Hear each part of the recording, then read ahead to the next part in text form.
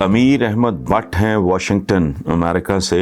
وہ کہتے ہیں جی وزیر اعظم عمران خان نے پاکستانی سفارت خانوں کی ناقص کارکردگی پہ لب کشائی کی تو ان پہ تنقید شروع کر دی گئی. میرا ذاتی خیال ہے کہ یہ قوم دل سے تبدیلی اور بہتری چاہتی ہی نہیں، ورنہ کپتان کے ساتھ یہ سب نہ ہوتا جو ہو رہا ہے. آپ کیا کہیں گے؟ امیر احمد بٹ صاحب، میں آپ سے بڑے دکھ کے ساتھ متفق ہوں. ایم ہی نہیں کہا ہمارے اسلاف نے کہ جیسی قوم ہو ایسے ہی حکمران ان پر مسلط کر دیے جاتے ہیں. اور اگر یہ ہمیں خود سوچ لینا چاہیے ہم کن لوگوں کو لے کے آتے ہیں. جہاں تک اس بات کا تعلق ہے، اس میں عمران خان نے 100% درست کہا، 100% صحیح کہا. یہی رویہ ہے. اور یہ آپ جو سفارت خانوں کے لوگوں کی بات کرتے ہیں، نہیں، ہماری عام بیوروکریسی بھی.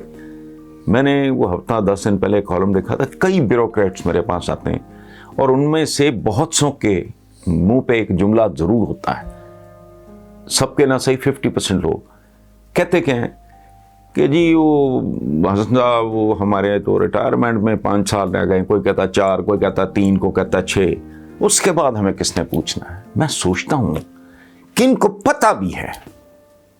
ہمارے ایک مرحوم دوست تھے رحمت علی غازی، بڑے مشہور جرنلسٹ تھے. وہ لکھا کرتے تھے کہ یہ اتنے فرعون ہوتے ہیں کہ لوگوں کے دلوں میں ان کے لیے عزت نہیں نفرت ہوتی ہے. جب یہ ریٹائر ہوتے ہیں تو ان پہ ان کی گلی کا آوارہ کتا بھی بھونکنا پسند نہیں کرتا. یہ پرابلم ہے ہم مسلمانوں کے ساتھ، میں نے بار بھی دیکھا ہے. وہ یہ ہے کہ طاقت، شہرت، عزت، دولت یہ ان سے ہضم نہیں ہوتی.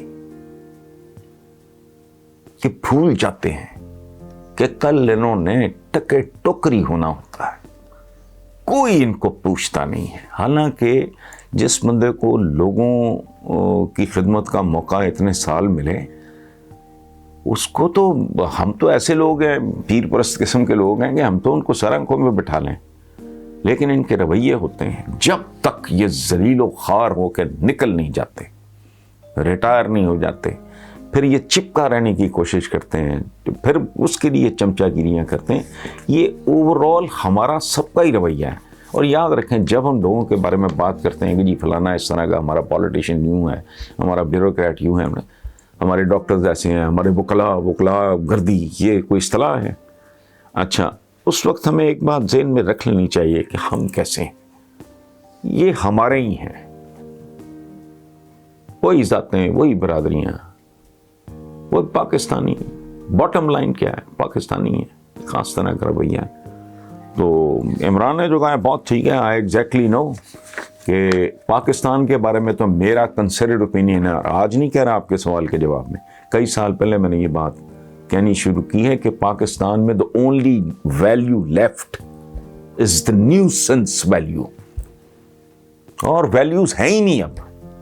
نیوسنس ویلیو ہے اگر آپ کسی کا فائدہ کر سکتے ہیں یا نقصان پہنچا سکتے ہیں، پھر تو بندے کے پتروں کی طرح آپ کے ساتھ بہیو کریں گے. ادروائز جس کا جہاں داؤ لگے گا. ہمارے ایک مرحوم دوست تھے، بڑے سینئر سرکاری افسر، فاروق گیلانی، مولانا اسد گیلانی صاحب کے بیٹے. تو وہ بڑی سینئر پوزیشن میں تھے منسٹری آف فائننس میں. تو میں نے ایک دفعہ پوچھا، میں نے کہا یار فاروق، ملکی اکانومی کا کیا حال ہے؟ پرانی بات ہے، 10-15 سال، اس سے بھی شاید زیادہ. کہتا ہے یار اس ملک کی کیا اکانومی ہونی ہے، ہر آدمی کا ہاتھ دوسرے کی جیب میں ہے، ہر ادارے کا ہاتھ دوسرے کی جیب میں. انہوں نے جا کے پتہ کرو جو پریزیڈنٹ ہاؤس ہے اس نے کتنا بل دینا ہے، کوئی بل نہیں کاٹ سکتا. پرائم منسٹر ہاؤس نے کتنا دینا، وہ اداروں کو کھا رہے ہیں، بندوں کو کھا رہے ہیں. So this is what our economy is. تو بدقسمتی ہے، لیکن خیر. برجیش بخشی صاحب ہیں کانپور انڈیا سے. بڑا تکلیف دہ سا میسج ہے. اللہ پاک سب پہ رحم فرمائے، پاکستانی بہن بھائیوں پہ، ہمارے انڈین پڑوسیوں پہ. پروردگار پوری دنیا سے یہ عذاب ٹال دے اور اپنا رحم کرے. وہ کہتے ہیں جی بھارتی ریاست آندھرا پردیش میں 50 سالہ شخص کو کرونا ٹیسٹ مثبت آنے پہ گھر سے نکال دیا گیا. باپ کو اس کی بیٹی پانی پلانا چاہتی تھی، مگر اس کی والدہ پکڑ کے روکنے کی کوشش کرتی رہی۔ کچھ گھنٹوں بعد ہی اس کا انتقال ہو گیا۔ کورونا مریضوں کے ساتھ گھر والوں کا ایسا برتاؤ بہت ہی تکلیف دہ ہے، آپ کیا کہیں گے؟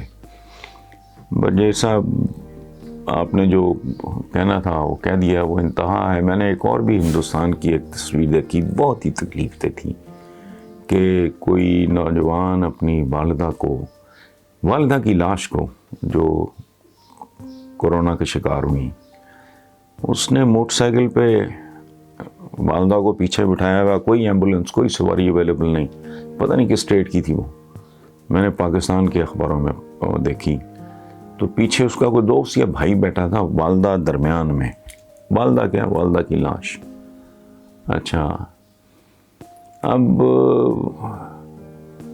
یہ عذاب الہی ہے، اور یہ جو بات آپ نے کی ہے خاصی ناقابل یقین ہے، لیکن وہ کہتے ہیں کہ بندریہ ایک طرف یہ ہوتا ہے کہ اس کا اللہ معاف کرے بچہ مر جائے تو وہ اس کو چپکائے رکھتی ہے اپنے ساتھ، لیکن دوسری طرف ایک محاورہ بھی ہے ہمارا اردو زبان کا، جسے آپ ہندی کہتے ہیں، اور چلو ہندی کہہ لیں، کہ بندریا کے جب پاؤں جلنے لگتے ہیں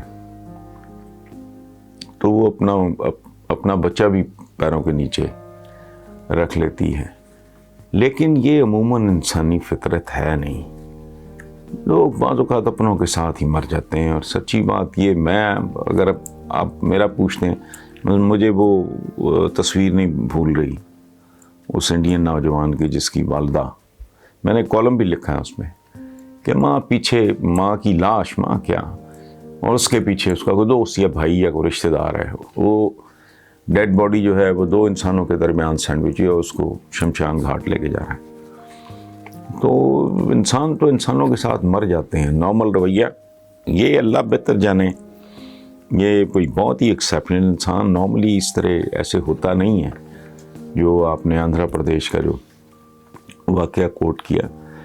لوگ تو اپنوں کے ساتھ مر جاتے ہیں، سچی بات ہے۔ میں آپ کو بتاؤں، ابھی ریسنٹلی کچھ عرصہ پہلے، میرا خیال ہے he was in his 90s، Kirk Douglas New York کے تھے، وہ ایک لنڈا فروش کا بیٹا تھا، وہ ایک ایکٹر، ان کی ایک آپ بیتی بھی ہے، ریگ مین سن، پھر ایک اور کتاب ہے ان کی، آئی ایم اسپارٹیکس۔ تو میں نے بچپن میں کہیں 8ویں 9ویں جماعت میں پڑھتا تھا میں، جب میں نے کرک ڈگلس کی پہلی فلم دیکھی، اس فلم کا نام تھا اسپارٹیکس۔ تو مجھے جب ظاہر ہے ساری زندگی نہ ان کو دیکھا نہ ملا، تو بھی کچھ چند ماہ پہلے کی بات ہے جب ڈیتھ ہوئی اور میں نے اخباروں میں خبر پڑھی، تو میں اداس رہا کچھ دن۔ تو جن لوگوں کو ملا بھی نہ ہو، دیکھا بھی نہ ہو آدمی نے، وہ ہانٹ کرتے رہتے ہیں۔ میری اپنی زندگی میں بے شمار میرے اسکول کے دوست، کالج کے دوست، پھر یونیورسٹی کے دوست، اس کے بعد عملی زندگی میں جن لوگوں کے ساتھ میرا تعلق، عملی زندگی میں میری دوستیاں تو نہیں بنی لیکن ایک محبتیں، ایک رشتے تو بنتے ہیں۔ منو بھائی ہیں، باسطر ہیں، مجھے یاد آ جاتے ہیں، قتیل چھپائی یاد آ جاتے ہیں، احمد ادیم قاسمی صاحب مرحوم کے ساتھ میری کوئی لمبی چوڑی قربت نہیں تھی، لیکن کبھی ان کا کچھ شعر یاد آتا ہے، وہ دیکھتا ہوں یا پڑھتا ہوں کچھ ذکر، تو وہ صادقین، میں نے جوانی میں بالکل، میں 22 سال کا بچہ ہی تھا، لڑکا تھا، جب میں نے پہلی بار ان کو انٹرویو کیا تو ان کو بہت اچھا لگا۔ تو جب کبھی ان کا ذکر ہو تو اس طرح بے شمار یادیں، میں کبھی نور جہاں کو پی ٹی وی پہ کسی پرانا کوئی پروگرام ان کا چلتا دیکھ لوں تو میں آپ دیدہ ہو جاتا ہوں کہ یار اتنی خوبصورت آوازیں، شکلیں، یہ کہاں چلی گئی ہیں، لوگ کہاں چلے گئے۔ ابھی چند دن پہلے کی بات ہے، میں نے سنتوش کمار، میں تو انہیں سنتوش بھائی کہتا تھا، وہ اور سبیہ بھابھی کی فلم میں 2-3 ان کی جھلکیاں میں نے دیکھی۔ مکھڑا تھی ایک فلم، دلا ٹھہر جا یاردہ نظارہ لین دے، وہ اتنی گہری اداسی ہو جاتی ہے، گھنٹوں وہ آسیب کی طرح بندے کو لپٹا رہتا ہے۔